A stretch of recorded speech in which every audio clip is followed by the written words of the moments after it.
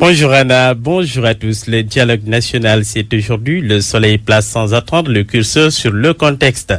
Le président de la République, Macky Sall, procède ce matin au lancement des concertations. La cérémonie aura lieu au palais de la République. Elle concrétise, note le journal, son appel lancé le 2 avril 2019 lors de son investiture pour un second mandat à la tête du pays. La rencontre verra, note toujours le confrère, la participation des partis politiques, de la société civile, des organisations professionnelles ou religieuses, comme cela a été le cas le 28 mai 2016. Le volet politique du dialogue national a déjà démarré avec les concertations entre le ministère de l'Intérieur et les partis politiques. Celles-ci, constate toujours le confrère, ont permis de valider les termes de référence avec des réserves. Les pôles qui ont pris part aux travaux ont été également invités à proposer des noms pour faciliter le dialogue. Mais attention, le PDS du moins, Abdoulaye Wade, reste toujours non partant. La raison, constate enquête, sans préoccupation. Ces préoccupations n'ont pas été prises en compte.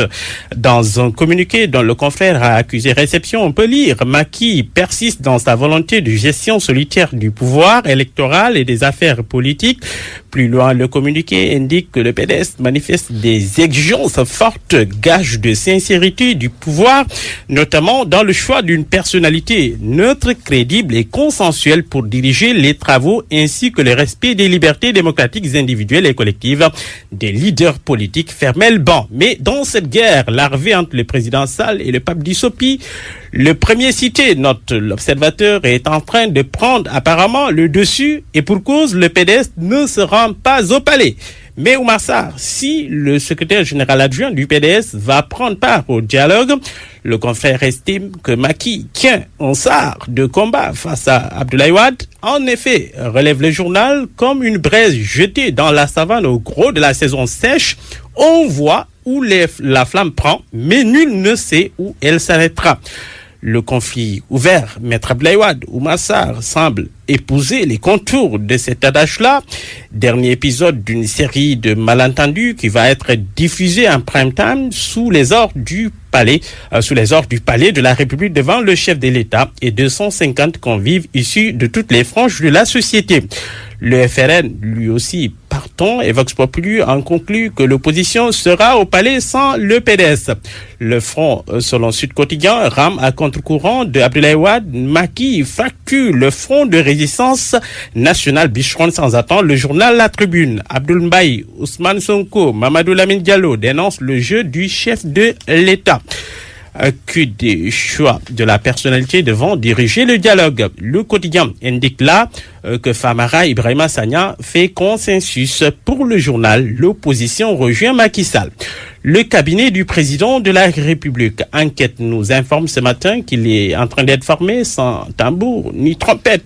Mais qui sont les hommes de l'ombre, s'interroge le journal. Il s'agit entre autres de Augustin Tine, de Omar Dembadia, de Mahmoud Saleh, l'éternel, Mambaignan, nommé chef de cabinet entre autres. La liste n'est pas encore exhaustive. Le journal Source nous plonge dans le rapport de bonne gouvernance commandité par Macky Sall, un document explosif de 200 pages. Le confrère note que durant ces 5 dernières années, 30 000 escroqueries et abus de confiance, dont 3 000 infractions de tout genre enregistrées et 2100 cas de fraude au moyen de paiement, chèques et cartes bancaires. Pour lutter contre le fléau, les auteurs du rapport préconisent, note toujours le confrère, la création d'un service interministériel de lutte contre la délinquance financière. La plainte en ligne pour tout type d'escroquerie subie sur Internet comme dans la vie courante. Une immunité en soutien financier aux lanceurs d'alerte fonctionnaires. Plusieurs pays ont mis en place un parquet national financier. Avec l'avènement de celui-ci, le Trésor malien a pu amasser 1200 milliards, note le journal. Vox Populi nous parle de cette nouvelle tendance pendant le Ramadan. Comment les femmes bloquent leurs règles pour éviter la dette du jeûne? Le confrère note qu'elles font recours à des injections et des pilules qui retardent leur menstru jusqu'au-delà des 29 et 30 jours du mois béni afin d'éviter de rompre le jeûne. Docteur Aminia sur la prise de pilules et injections. Elles ont très peu d'effets indésirables. C'est ce que nous dit le confrère.